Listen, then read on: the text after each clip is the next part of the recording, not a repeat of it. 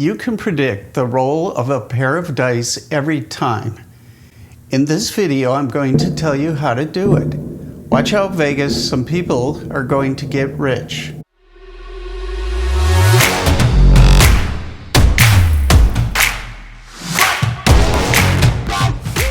It is possible for you to predict the roll of any two dice.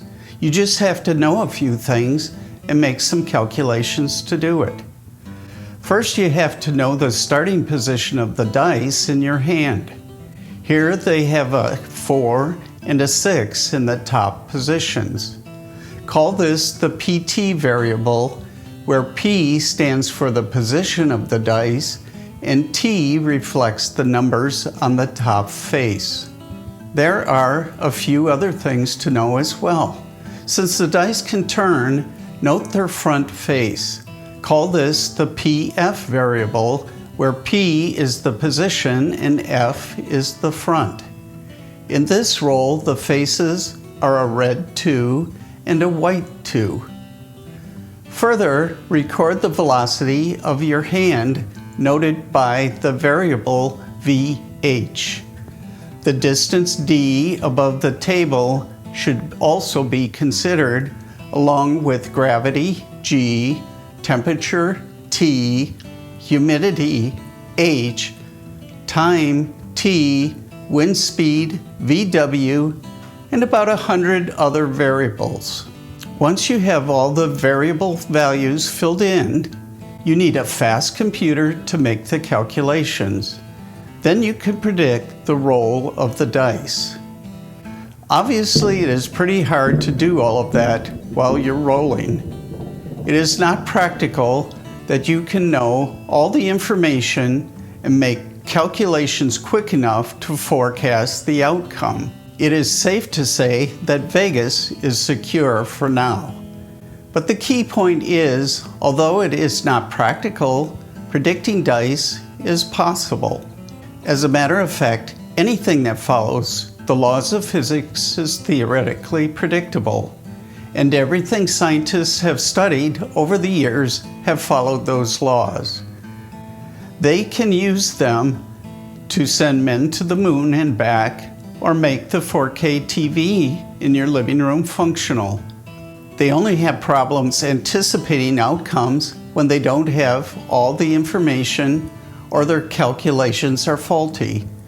They also have problems when the situations are so complex that it is unlikely that they can ever be predicted. For example, the human brain has 86 billion neurons with very complicated connections to each other. Predicting the firing of any specific neuron hasn't been feasible to this day. However, since all the matter in the brain obeys the laws of physics, it is theoretically possible to do it. Until the early 1900s, it appeared as though scientists could, in theory, predict anything and everything if they had the right information. Everything they looked at followed the principle of cause and effect. But the birth of quantum mechanics presented a whole new phenomenon: randomness. Certain things on the atomic level don't follow cause and effect. Researchers agree it isn't a matter of not knowing all the variables like rolling dice. It is that certain events occurred randomly. They are spontaneous and not expected. One example is the emission of a burst of energy from a molecule. That pulse of energy, a photon, is released at a random time. There is no event in the past that causes it to release at a specific time in the future. The emission obeys no law of physics. Look at this example of 4 molecules.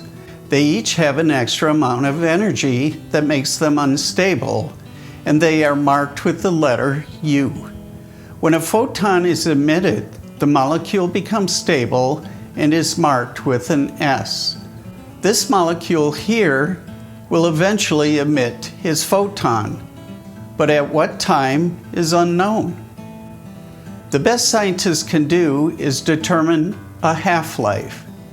That means if they have a very large number of same molecules that are unstable, one half of the photons will be released within a certain time. For example, if the half-life is 1 minute, then at 1 minute, half of the molecules will remain unstable. At 2 minutes, there will be 1/4 left, and at 3 minutes, 1/8, etc. If you agree with scientists, the emission of the photon is spontaneous and random. Philosophically, this has implications. It inevitably leads to a world that is without purpose. Energy is exchanged between molecules in a random manner. This means that anything composed of them, such as you, becomes random. Thus, your life is random and meaningless. It is suggested, however, that you can still have the illusion of purpose. But I don't agree with that philosophy. I believe God has caused every photon emission and absorption throughout history. Every molecule of the universe is part of His plan. This means that life has purpose and is meaningful. Moving minuscule pulses of energy around is how God controls the universe. None of this makes sense to scientists because they only want to work with what is measurable. It is their job not to introduce the will of God into a calculation. First, because it's not measurable, and second, because it's not knowable. Nobody knows the will of God except God. Scientists are not against belief in God. It is their training not to introduce any force that instruments can't detect. They're just doing their job. It is not surprising that some of them believe in God and others don't. Just like there are some accountants, hairdressers, and politicians who believe in Him and others who reject Him. To review, there are two types of events in the universe, those that are predictable and those that are not. The things you see daily follow the laws of physics, and you can forecast their outcomes. For example, the flight of a spacecraft or the roll of dice are both predictable. They are difficult problems to solve, but possible. You just have to know the values of all the variables and make the proper calculations. The things that are unpredictable are those that occur on a molecular scale.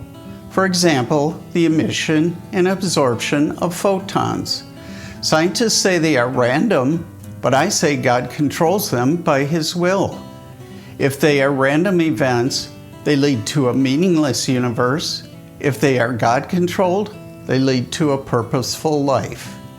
Please leave your comments and questions below or contact me at my email address. I'll see you in the next video. Remember, humility, thanks, and joy.